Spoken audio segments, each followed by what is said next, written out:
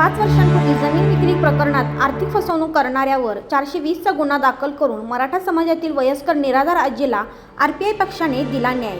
कडेगाव तालुक्यातील श्रीमती काशीबाई पांडुरंग पवार वय 80 राहणार शिवाजीनगर तालुका कडेगाव या मराठा समाजातील निराधार आजींची शिवाजीनगर येथील वेगवेगळ्या गट नंबरमधील 38 गुंठे जमीन 5 वर्षापूर्वी आजीचा नातेवाईक अमोल रामचंद्र मोहिते राहणार सोहोली याने हिंगणगाव खुर्द येथील वैभव सावंत यांना दिनांक 31/12/2020 रोजी 9 लाख रुपयाला विक्री केली। त्यातील निव्वळ 11,000 रुपये आजीच्या हातात दिले व उर्वरित रक्कम बँकेत भरतो असे सांगितले, परंतु ती रक्कम आजींच्या नावे बँकेत अद्यापही भरली नाही।